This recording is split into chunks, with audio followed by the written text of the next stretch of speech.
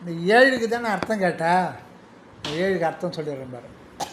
அதுக்கு 3 வகையான அர்த்தம் இருக்குது. முதல்ல பிறப்பு இந்த சிவபுராணத்தை வரும், புல்லாகி பூடான்னு.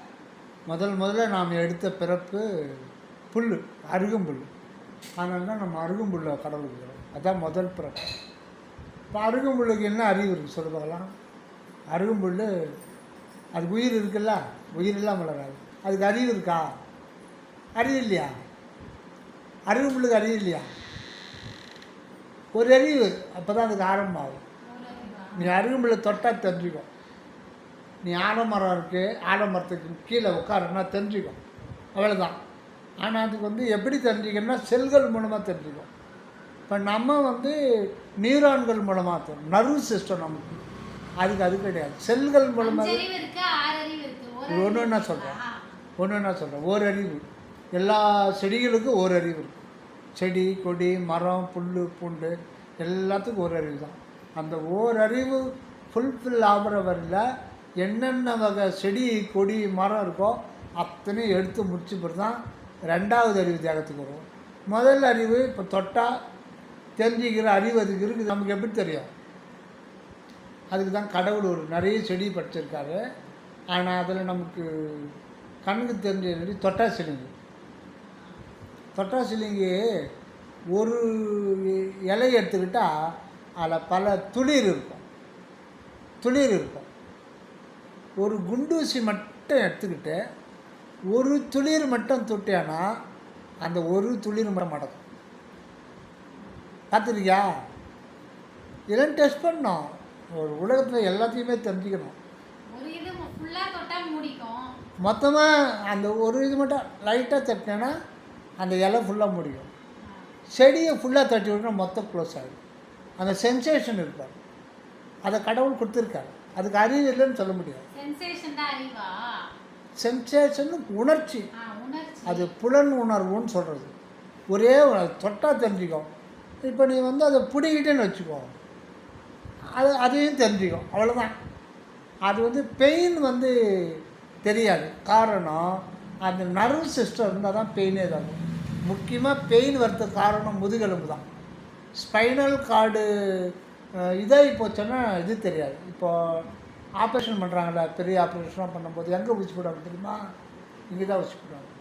அது எதுக்கு போடுறாங்கன்னா அந்த நியூரான் செல்கள் தான் இது மெசேஜாக கன்வெர்ட் பண்ணும். நமக்கு இங்கே அடிப்படுது, காலில் அடிப்படுது, போயினே இருக்கும், கத்துறாங்கல்ல, அடிப்பட்டு இல்லை உள்ள பெரிய ஆணி குத்திக்கிச்சு. எங்கே வலிக்குது?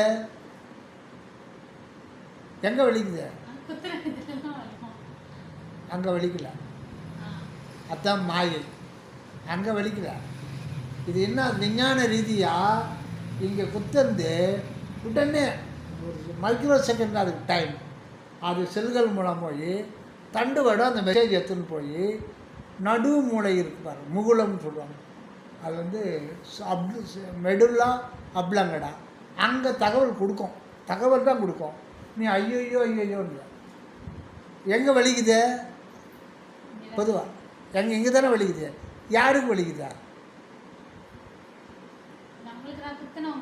யாருக்கு வலிக்குது? இப்போ உனக்கு முள் பொத்திக்கிச்சுன்னு வச்சுக்கோ, இங்கே வலிக்குது, ரைட்டு. அடுத்த கேள்வி, யாருக்கு வலிக்குது? என்ன சொல்லுதா? யாருக்குமா வலிக்குதுன்னா என்ன சொல்லுதா? காலுக்கு என்ன? என் கால் வலிக்குதா, உன் கால் வலிக்குதா? அப்போ யாருக்கு வலிக்குது? எனக்கு வலிக்குது. அப்போ நீ எங்கே இருக்கிற?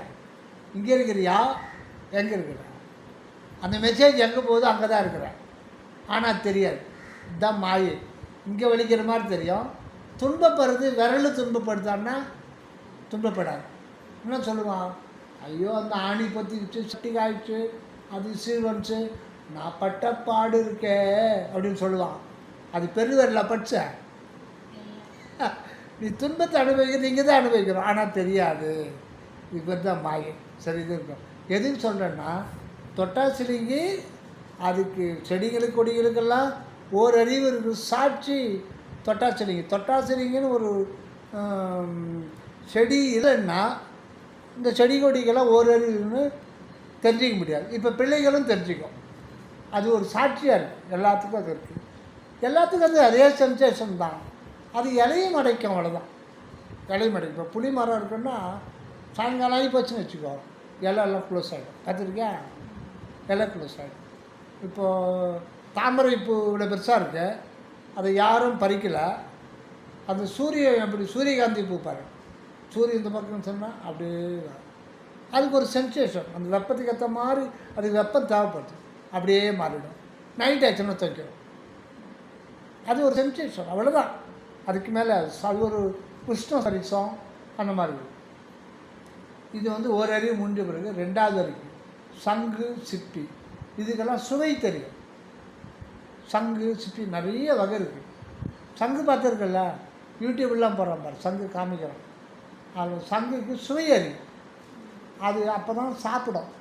இப்போ செடி கொடி மரம்லாம் வேர்கள் வழியாக அது ஆட்டோமேட்டிக்காக உறிஞ்சிக்கும். அந்த வேர் உறிஞ்சிக்கும். அதுக்குன்னு அதனுடைய இது இல்லாமையே இயற்கையாக அது உறிஞ்சிக்கும் வேர், அதனுடைய முயற்சி இல்லாமல். ஆனால் பசின்றது இந்த சங்கு சிப்பிக்கு பசி எடுக்கும். அது சாப்பிடும்போது அதுக்கு ஒரு வகையான ஒரு சென்சேஷன் நாக்கு இருக்கும். அது சுவை அறியும்.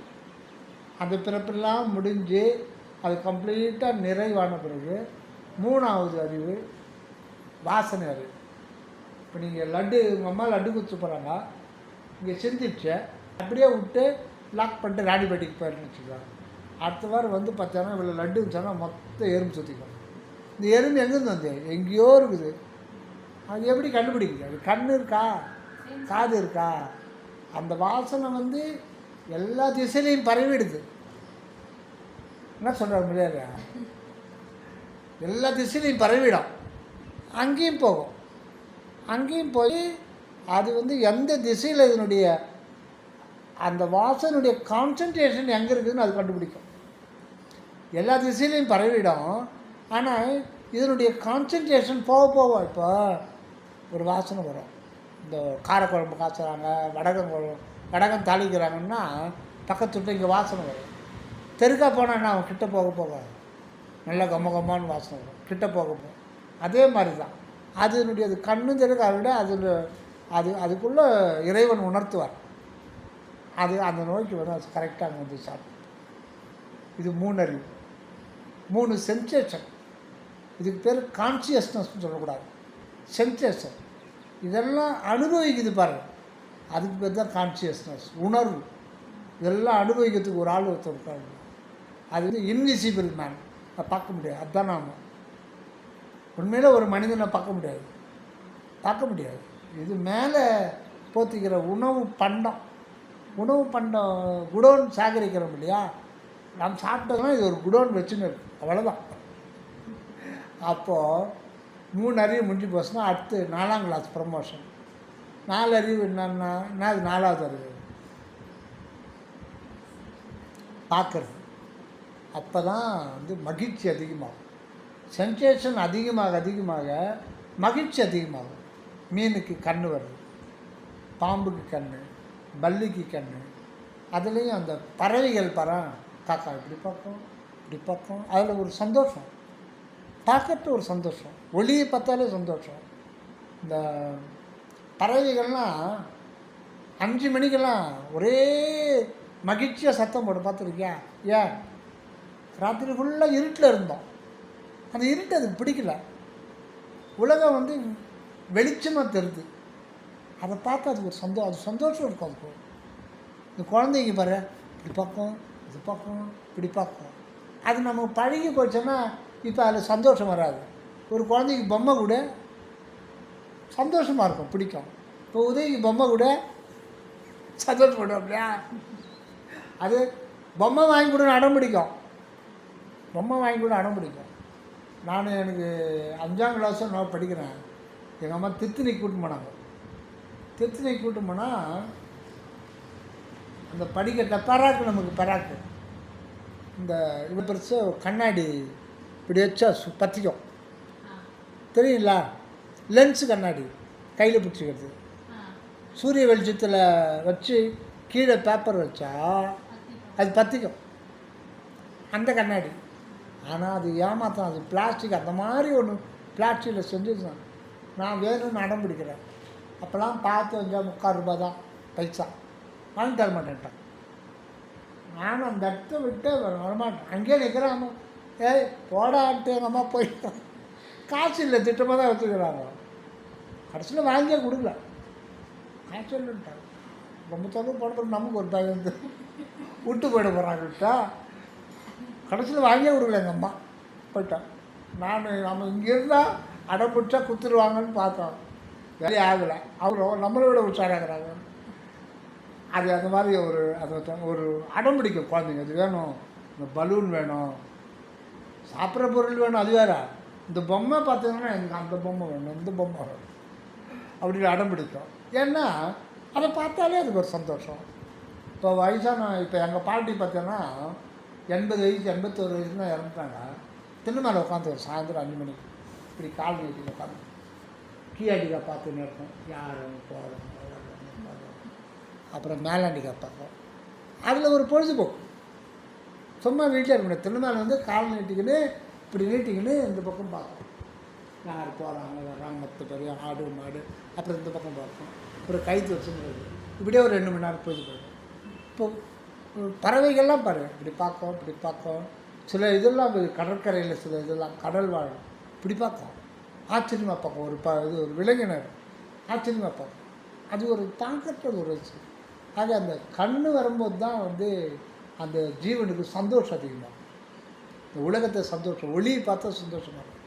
மாடு இதுக்கெல்லாம் எப்படி அது எப்படி பொழுது போகுது? போர் அடிக்கல?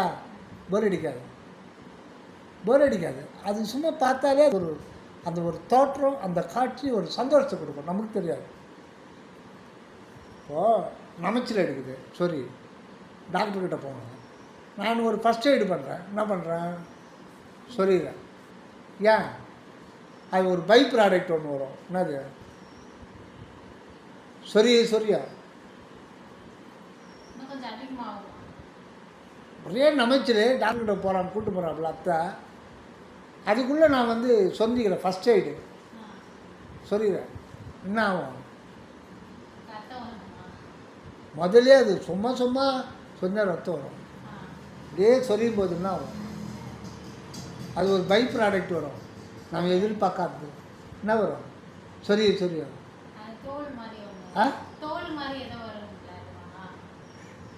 அப்போ ஒரு அனுபவம் கிடைக்குமே. ஒரே நமைச்சல் சும்மா இருக்க முடியாது, சும்மா இருக்க முடியாது. அப்போ நமைக்கிறதை தேய்ப்போம். அப்போ ஒரு அனுபவம் ஏற்படும்னா வரும். சுகமாக இருக்குமா? அது ஒரு நமைச்சல் இருக்கு, ஒரு அரிப்பு இருக்கு. அரிப்பு தானே விட முடியாது, அது சும்மா இருக்காது. அதை போட்டு தேய்ப்போம். தேய்க்கும் போது சுகமாக இருக்கும். கரெக்டா? இப்போ மாடு மேய்க்கிற பையன் எருமாட்டு மேய்ச்சின்னு போவான். அவன் ஆளே கூடாது. இது வந்து தேய்க்கிறதுக்கு நமைச்சல் எடுக்கும். தேய்க்கிறதுக்கு பக்கம் கரண்ட்டு கம்பம் வந்துடும். கரண்ட்டு கம்பத்தில் இப்படி தேய்க்க பார்த்துக்கியா, இப்படி விட்டு தேய்க்கும். இவன் குச்சி வச்சுட்டு இருப்பான். இவனுக்கு நமைச்சல் எடுத்துனா பின்னாடி போட்டு முதுகு பக்கம் சொறிவான். அப்போ அவனுக்கு சுகம் ஏற்படுத்தல. அந்த எருமை போய் ஹாய் தட்டுவான். அது கொஞ்ச நேரம் தேய்ச்சிட்டு டைம். அது ஸ்பரிசத்தில் அது ஒரு இதுதான் மாயன்றது. இதுக்கு பேர் தான் மாயை. அது ஏன் சொரிய தானே, அது ஏன் சுகம் வரணும்? அதுக்கு பேர் தான் மாயன்றது. அப்போது பார்க்குறது. 5வது அறிவு கேட்குறது. இப்போ கிளி சொன்னாக்க கிளி பேசுது இல்லை, 1-2 வார்த்தை. அது காதுக்குதா? இருக்குது. இந்த இடத்துல சின்ன ஒரு ஹோல்ஸ் இருக்குது. குருவிகள்லாம் இப்போ வெடி வச்ச மொத்த பறவையும் பறந்து போயிடுது இல்லை. அப்போ காது இல்லையா, அதுக்கு 4 அறிவு தான் கணக்கு. ஆனால் கேட்குற அறிவு வந்துடும். சும்மா கொஞ்சம் லைட்டாக இருக்கும். அது வந்து இங்கே ஒரு ஹோல்ஸ் இருக்குது. அதுக்கு ஒரு ஆர்கான்ஸ் இருக்குது. லேசாக கேட்கும், சத்தம் ஓரளவுக்கு சத்தம் கேட்கும் பேசுறதுக்கு. ஆனால் மாடுலாம் சொன்னால் புரிஞ்சுக்கும். சில பறவைகள் கூட சொன்னால் கூட புரிஞ்சுக்குது.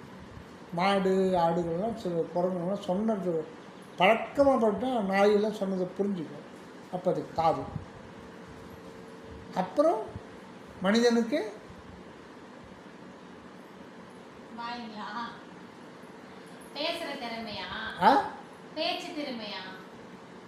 இல்லை முதலாளி கட்டணும். என்ன 6வது அறிவு என்ன அறிவு? என்னவா? மனம் சொல்லணும். யோசிக்கிறதுன்னு சொல்லக்கூடாது. மனம். இந்த மனம்ன்றது ஒரு சக்தி, நம்ம கண்ணுக்கு தெரியாது. நாம் தான் அந்த மனம், நம்முடைய மனம்தான். ஆனால் மனம் எங்கே இது கூட தெரியாது. நம்ம மனம் எங்கே இது கூட தெரியாது. அதில் 4 பிரிவு இருக்கும். மனம், புத்தி, சித்தம், அகங்காரம். மனங்குதான்னு சொல்ல மாட்டான் ஒருத்தனுக்கு. புத்திக்குதான்னு சொன்னால் கோபம் வரும். புத்திக்குதாவனுக்குன்னா கோபம் வரும். ஆனால் இது எல்லாத்த விட அறிவுக்குதானே கேளு, ரொம்ப ரொம்ப கோபம் வரும். அறிவு வேறு, இது வேறு. மனம், புத்தி, சித்தம், அகங்காரம். இப்போது இது எப்படி செயல்படுதுன்னா, மனம் செயல்படுறதுக்கு லாங்குவேஜ், எதனா லாங்குவேஜ் இருந்தால் தான் மனம் செயல்படும். அவங்கவுங்க அந்தந்த அதுக்கு தான் லாங்குவேஜ் கற்றுக் கொடுக்குறது. சிந்திக்கிறதுக்கு உனக்கு லாங்குவேஜ் இருந்தால் தான். அந்த லாங்குவேஜ் தெரிஞ்சிங்கன்னா அது வந்து ஃபேனு, அது சுத்தம், அது பல்பு, அதில் ஒளி தெரியும், இது செவுரு, செங்கல், இப்படி ஒவ்வொரு பொருளும், இது அத்தை, இது மாமா, இது அப்பா, பாட்டு, எல்லாத்துக்கும் அது டிவி. முதல்ல அதுக்கு பொருளெலாம் தெரிஞ்சுக்கும். அவனுடைய தன்மை, கேரக்டரு, பர்ஃபார்மன்ஸு, ஆக்டிவிட்டி, அவனுடைய பலன் எல்லாத்தையும் தெரிஞ்சுக்கும். தெரிஞ்சுக்கிறதுக்கு நீ முதல்ல அதுக்கு பேர் சொன்னால் தான், குறிப்பிட்ட பேர். இது எல்லாம் போய் மூளையில் ஸ்டோர் ஆகிடும், கம்ப்ளீட்டாக ஸ்டோர் ஆகிடும் எல்லாமே.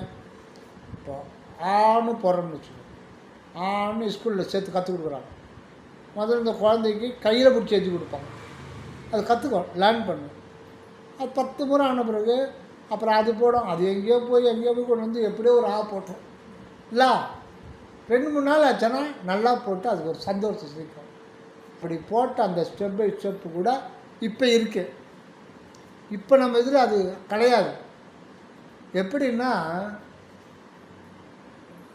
நான் திண்டுக்கல்லில் வேலை பார்த்தேன்ல, மூர்த்தி அங்கே தான் பிறந்தால. அப்புறம் நான் வந்து ராணிப்பேட்டைக்கு வந்துட்டேன். இடையில் ஒரு வேலையாக போனேன் திண்டுக்கல்லுக்கு. போனால் நாங்கள் கொடுத்துன்னு இருந்த வீட்டில் ஒரு பாலன் ஒருத்தர், அவங்க அண்ணாவுக்கு வந்து திடீர்னு மனநிலை சரியில்லாமல் போயிடுச்சு.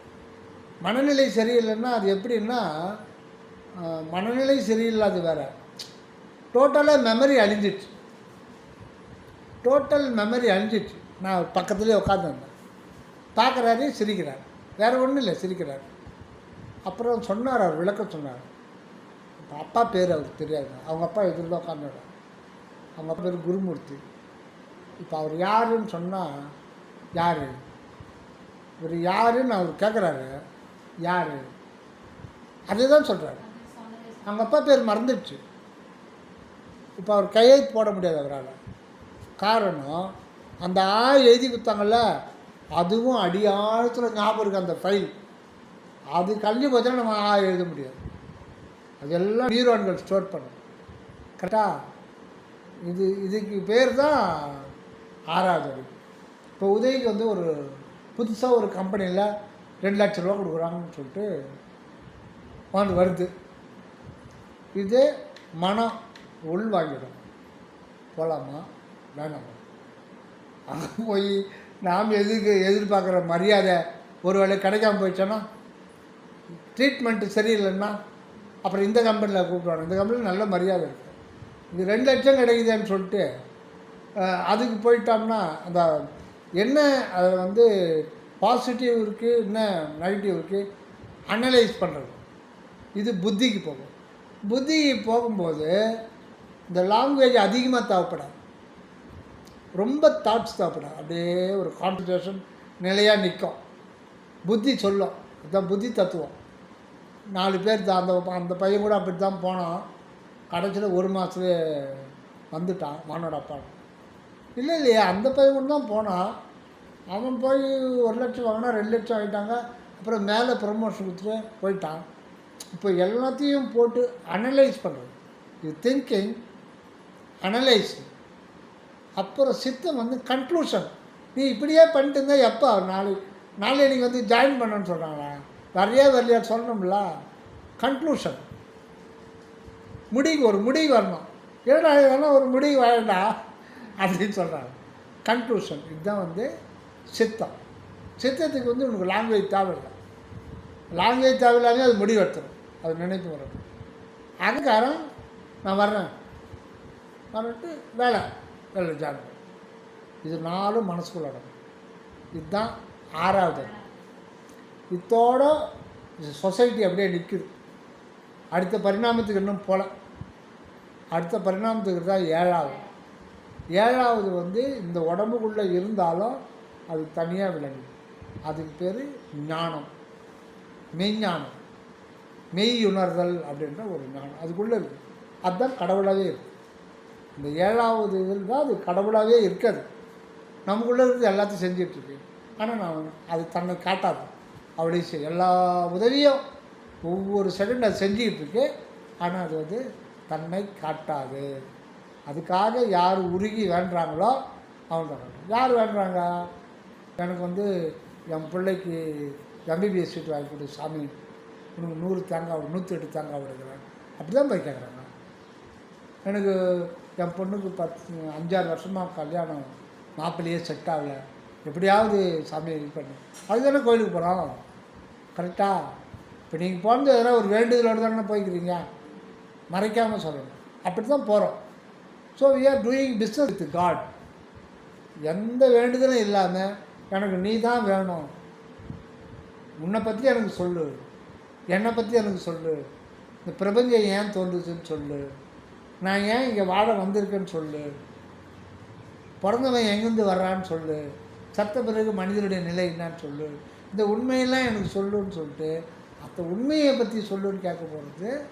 அதுதான் எந்த ஒரு ஒரு கோரிக்கை வைக்காமல் அப்படி உண்மையை தெரிவிச்சு, இந்த பிரபஞ்சம் ஏன் தோன்றுச்சு, இந்த உயிர்கள்லாம் ஏன் கஷ்டப்படுறாங்க, ஒருத்தன் பணக்காரனாக இருக்கிறான், ஒருத்தன் ஏழைப்பட்டவங்களாம், ஒருத்தன் அறியாமையில் கஷ்டப்படுறான், ஒருத்தன் அறிவில் நல்லா இருந்து நல்லா ஓஹோன்னு இருக்கிறான். ஆனால் எல்லோரும் செத்து போகிறாங்க. ஏன் இந்த மாதிரி மனிதன் ஒரே மனித குலத்தை ஏற்றத்தாழ்வு வச்சுக்கணும்? இந்த உண்மையெல்லாம் நமக்கு தெரியாது. இது ஏதோ ஒரு காரணம் இருக்கும். அந்த காரணத்தை எனக்கு சொல்லு, எல்லாத்தையும் எனக்கு முழுசாக எனக்கு தெரிவி. எதுக்கு இந்த உலகம் இயங்குது? இந்த உலகமே இல்லாமல் நல்லா இருக்கும்ல. பசி இல்லை, என்னதான் பணத்தை சம்பாதிச்சினாலும் பசியை தடுக்க முடியுமா? பசி தாகத்தை நிப்பாட்ட முடியுமா? நிப்பாட்ட முடியாது. ஏன் பசி எடுக்குது? மனுஷனை பசி எடுக்காமையே படைச்சிடலாம்ல. ஏன் பசி எடுக்குது? எல்லா உயிருக்கும் பசி எடுக்குது. ஏன் பசி எடுக்குது? நம்ம கேள்வியே கேட்கல. பசி எடுக்குது, சாப்பாடு வரும். ஏன் பசி எடுக்குது? எல்லா உயிருக்கும் பசி இருக்கும். செடிக்கு பசி இருக்கும், ஆனால் அது அந்த அளவுக்கு வாட்டாது. லேசாக அதனுடைய வாட்டம் அப்படியே வாடிடும். அது தண்ணி ஊற்றினா சொல்லுவோம். நம்மளை மாதிரி அதுக்கு வந்து மரண வேதனையெல்லாம் வராது.